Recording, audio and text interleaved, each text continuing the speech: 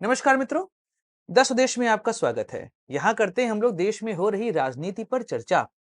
शशि थरूर एक बार फिर चर्चा का विषय बने हुए हैं। उन्होंने भारत की विदेश नीति की तारीफ कर दी। कई लोग ऐसा मानते हैं कि यह तारीफ भारत के विदेश नीति की नहीं, प्रधानमंत्री नरेंद्र मोदी की हो रही है। ऐसे में इस विषय पर चर्चा करना आवश्यक है। इस वीडियो को हम दो तरीके से समझेंगे। हमारा सेंटर पॉइंट शशि थरूर ही रहेंगे, लेकिन हम बीजेपी की साइड से भी देखेंगे और कांग्रेस के साइड से भी इस पूरे पर्सपेक्टिव को समझने का प्रयास करेंगे। नमस्कार दोस्तों, मैं सुधांशु, आप देख रहे हैं द स्वदेश। दोस्तों, द स्वदेश एक मंच है जहां पर हम निष्पक्ष पॉलिटिकल एनालिसिस करते हैं। अगर आपको हमारा पॉलिटिकल एनालिसिस पसंद आता है तो आप यूपीआई के माध्यम से हमारी मदद भी कर सकते हैं। बाकी हमारे चैनल को सब्सक्राइब करिए, वीडियो को लाइक करिए और वीडियो को शेयर जरूर करिए।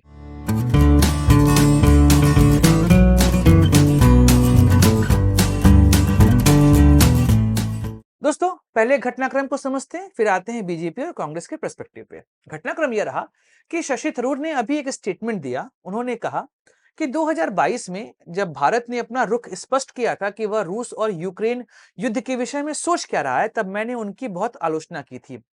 लेकिन मुझे आज लगता है ऐसा कि यह चीजें गलत हुई। मुझे ऐसा नहीं बोलना चाहिए था और भारत की वर्तमान विदेश नीति बहुत सही डायरेक्शन में जा रही है। जिस तरीके से भारत ने रूस और यूक्रेन युद्ध के दौरान अपनी मध्यस्थता बनाए रखी, अपनी स्थिति को स्पष्ट रखा, वह भारतीयों के लिए ज्यादा अच्छा रहा और उससे वर्तमान समय में विश्व की राजनीति में भारत का कद ऊपर ही हुआ है। अगर आप कांग्रेस की लाइन को देखेंगे तो कांग्रेस की लाइन मुख्यतः भारत के विदेश नीति की आलोचना करने की अधिक रही है। रूस यूक्रेन युद्ध में तो कांग्रेस ने कुछ खास नहीं कहा, लेकिन अगर आप गजा वाले केस को देखेंगे तो वहां पर कांग्रेस ने खुलकर भारत भारत सरकार की आलोचना की है। यहां तक कि लोकसभा में जब प्रियंका गांधी पहुंची थी शीतकालीन सत्र में, तो वह फिलिस्तीन का बैग लेकर पहुंची थी। यह साफ दर्शा रहा है कि कांग्रेस की लाइन इजराइल और गजा वाले या फिलिस्तीन वाले केस में भारतीय सरकार से एकदम अलग जा रही है। और अभी आपने देखा कि अमेरिका के साथ जो भारत की विदेश नीति चल रही है, उसमें भी कांग्रेस ने खुलकर भारतीय सरकार की आलोचना करी है। अब ऐसी स्थिति में शशि थरूर का भारत की विदेश नीति की तारीफ करना, यह साफ बात है कि वह कांग्रेस की लाइन से अलग जाते दिखाई दे रहे हैं। अब समझते हैं पहले इस पूरे पर्सपेक्टिव को। क्या शशि थरूर की यह कवायद बीजेपी के नजदीक जाने की तो नहीं है? इसके लिए हमें बीजेपी के केरल के पूरे इतिहास को समझना पड़ेगा कि वहां पर क्या स्थिति है भाजपा की। अगर आप केरल को देखेंगे तो 2026 में यहां पर विधानसभा चुनाव होने हैं। और अगर भारत में देखें तो खासकर दक्षिण भारत में कर्नाटक और आंध्र प्रदेश को छोड़ दिया जाए और अभी फिलहाल लोकसभा के बाद तेलंगाना को, तो तमिलनाडु और केरल, यह दो ऐसे स्टेट है जहां पर भाजपा की प्रेजेंस लगभग नेग्लिजिबल है। इस बार 2024 के चुनाव में पहली बार ऐसा हुआ कि भाजपा का कोई कैंडिडेट लोकसभा में चुनकर वहां से संसद में पहुंचा है और वह है सुरेश गोपी, जो कि त्रिशूर विधान वहां लोकसभा क्षेत्र से चुनकर पहुंचे हैं संसद में। और यह पहली बार ऐसा हुआ है। अगर आप देखेंगे तो लगातार भाजपा यह प्रयास कर रही है कि वह केरल में अपनी जड़ें स्थापित कर सके। अगर भाजपा के हिंदुत्व के कार्ड को समझे तो तमिलनाडु और केरल, यह दो जगह ऐसी है जहां पर उनका हिंदुत्व कार्ड नहीं चला है। लगातार संघ प्रयास कर रहा है कि वह केरल में भाजपा को स्थापित कर पाए। इसीलिए आप देखेंगे कि कई बार ऐसा होता है कि केरल अपने नए सत्र को या कुछ सेशन को केरल में आयोजित करवाने का प्रयास करता है। 2024 में भी आरएसएस का जो कार्यक्रम है वह केरल में हुआ था, जहां पर जेपी नड्डा पहुंच के एक तरीके से संघ से माफी मांगी थी कि भैया हमसे गलती हो गई, वापस हमारे लिए काम करना शुरू कर दो, हमारे लिए माहौल बनाओ, वरना हम कहीं के नहीं रहेंगे। और फिर आपको पता है हरियाणा, दिल्ली और महाराष्ट्र में क्या क्या हुआ।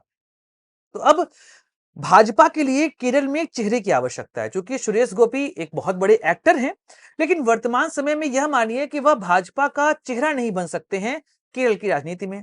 फिर बात करें के सुरेंद्रन की, जो कि बीजेपी के केरल अध्यक्ष हैं, वह भी बहुत बड़ा चेहरा नहीं बन पाएंगे। अभी उनसे पूछा गया कि शशि थरूर का यह स्टेटमेंट आप कैसे देखते हैं, तो उन्होंने कहा कि देर आए दुरुस्त आए, कम से कम वह भारत की विदेश नीति को समझ तो पाए, नरेंद्र मोदी जैसा काम कर रहे हैं उसको समझ तो पाए। तो लोगों ने उनसे पूछा क्या शशि थरूर भाजपा में आने का प्रयास कर रहे हैं, तो उन्होंने कहा अभी यह दूर की कौड़ी है, देखा जाएगा जब समय आएगा। लेकिन साफ बात है, भाजपा को केरल में एक चेहरे की आवश्यकता है, एक चेहरा जो काफी सशक्त रहे। अगर आप शशि थरूर को देखेंगे तो 2009 से वह लगातार तिरुवनंतपुरम से जीतकर पहुंच रहे हैं संसद। यहां तक कि 2014-2019 जिस समय भाजपा की प्रचंड लहर थी, उस लहर में भी शशि थरूर ने अपनी सीट को बचाकर रखा और वह 4 लगातार जीत यहां से प्राप्त कर चुके हैं। तो अगर वह भाजपा की ओर गए तो फिर भाजपा को केरल में एक दमदार चेहरा मिल जाएगा, जिसकी चाह भाजपा को बहुत दिनों से रह रही है कि काश एक चेहरा मिल जाए जिससे हम केरल की राजनीति में अपने आप को स्थापित कर सकें। और शशि थरूर वह चेहरा उनके लिए बन सकते हैं। पढ़े लिखे हैं, विषयों को समझते हैं और खासकर भारतीय राजनीति की अच्छी समझ उनके अंदर दिखाई देती है। और वक्ता अच्छे हैं, अगर भाजपा को वह मिल गए तो भाजपा की बल्ले बल्ले हो जाएगी। लेकिन फिर याद आता है नरेंद्र मोदी का वह स्टेटमेंट, जब उन्होंने कहा था कि आपने कभी 50 करोड़ की गर्लफ्रेंड देखी है? क्या वह कड़वाहट नरेंद्र मोदी और शशि थरूर की दूर हो पाएगी? वैसे राजनीति में लोग बड़ी बड़ी बातें भूल जाते हैं। यह गर्लफ्रेंड वाली बातें तो कब की राजनीतिक इतिहास में खत्म हो चुकी होंगी। तो ऐसे में आने वाले समय में अगर शशि थरूर भाजपा में गए तो किसी को कोई आश्चर्य नहीं होने वाला है। अब बात करते हैं कांग्रेस की तरफ से, क्योंकि कांग्रेस के ही नेता हैं और वो भी कद्दावर नेता। G23 जिसने एक बार लेटर लिखा था राहुल गांधी के खिलाफ कि अब कांग्रेस में नेतृत्व परिवर्तन की आवश्यकता है, उसके सदस्य रहे हैं। इन्होंने भी वहां पर लिखा था लेटर कि भैया देखो नेतृत्व बदल दो, वरना माहौल बहुत खराब हो जाएगा आने वाले समय में। वैसे में बहुत क्लोज तो है नहीं। एक और घटनाक्रम हुआ था, आपको याद होगा, जब राहुल गांधी ने ये कहा था कि मैं अब अध्यक्ष नहीं रहूंगा कांग्रेस का, उसके बाद सोनिया गांधी को इंटरिम अध्यक्ष बनाया गया था और अध्यक्ष पद के चुनाव होने थे। तो उसमें सब चाह रहे थे कि अशोक गहलोत बन जाएं, पर अशोक गहलोत ने कहा नहीं, मैं तो राजस्थान की राजनीति में ही खुश हूं। उस समय वहां पर सचिन पायलट और उनके बीच में दावत चल रही थी। तो फिर मल्लिकार्जुन खड़गे का नाम आगे रखा गया, लेकिन शशि थरूर ने भी अध्यक्ष पद के लिए नॉमिनेशन फाइल कर दिया था, जबकि सबको पता था कि वरदहस्त जो राहुल गांधी और सोनिया गांधी का था वह मल्लिकार्जुन खड़गे के साथ था। फिर भी उन्होंने अपना नाम यहां पर दिया और इस वजह से वह गांधी परिवार से और दूर होते चले गए। अब अगर आप देखेंगे तो हाल के दिनों में शशि थरूर की राजनीति एक तरीके से साइडलाइन होते दिखाई दे रही है। उनकी बातों को कांग्रेस ध्यान भी नहीं देती और केसी वेणुगोपाल जब से राहुल गांधी के करीब आए हैं और राहुल गांधी का पूरा कार्यक्रम वह देख रहे हैं, तो केरल का वह चेहरा है। तो ऐसे में शशि थरूर को यह लग रहा है कि इस समय केसी वेणुगोपाल वहां के सबसे बड़े चेहरे बन जाएंगे और उनकी राजनीति खत्म हो जाएगी। प्रयास यह है शशि थरूर का कि वह केरल की राजनीति में अपने आप को चेहरा बना पाए और कांग्रेस की ओर से 2026 के विधानसभा चुनाव में कांग्रेस का नेतृत्व वहां पर कर सके। और मुख्यमंत्री बनने का मन तो उनका भी होगा, क्योंकि पढ़े लिखे हैं और अच्छे नेता हैं। लेकिन केसी वेणुगोपाल उनको साइड लगाने में लगे हुए हैं और रही सही कसर राहुल गांधी और शरद थरूर के बीच के रिलेशंस भी पूरे कर दे रहे हैं।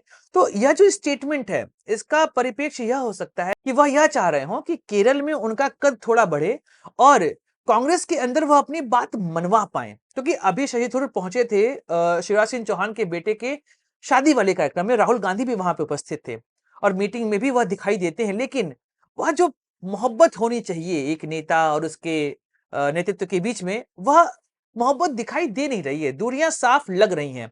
और शशि थरूर को केसी वेणुगोपाल आगे बढ़ने तो देंगे नहीं। अगर केरल कांग्रेस जीतना चाहती है, कि 2 बार से लगातार वह हार चुकी है, तो शशि थरूर का सही उपयोग उनको वहां पे करना पड़ेगा और अगर वह छोड़कर गए कांग्रेस, तो यह कांग्रेस के लिए बहुत बड़ा झटका बन जाएगा। तो देखना पड़ेगा, क्योंकि बहुत अच्छा नेता इस समय कांग्रेस से बाहर जाने का प्रयास कर रहा है। यह तारीफ इतनी साधारण नहीं है, क्योंकि पहले आलोचना करते दिखाई देते थे शशि थरूर और अब केवल तारीफ ही तारीफ निकल रही है। और पीयूष गोयल के साथ उनके चित्र को कौन भूल सकता है, जो उन्होंने पोस्ट की थी। हाँ, हंसती हुई सेल्फी बड़ी प्यारी लग रही थी। तो यह बात यहाँ पर दिख रही है कि आने वाले समय में शशि थरूर कुछ नया कर सकते हैं और राहुल गांधी को इस पर विचार करना चाहिए। एक और नेता गया तो ज्योतिरादित्य सिंधिया, जितिन प्रसाद, इन सब के साथ एक और नाम यहाँ पर जुड़ जाएगा, वह नाम होगा शशि थरूर का। दोस्तों, वीडियो समाप्त करते हैं, मिलेंगे अगले वीडियो में, चर्चा करेंगे किसी और आंतरिक मुद्दे की। अपने दोस्तों को दीजिए इजाजत। Like share subscribe the channel. जय हिंद, वंदे मातरम, भारत माता की जय।